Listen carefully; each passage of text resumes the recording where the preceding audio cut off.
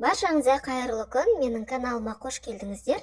Қазір кабачкидің сезоны, мен таңғы асқа күріш пен кабачки қосылған осындай котлеттер жасайтын боламын.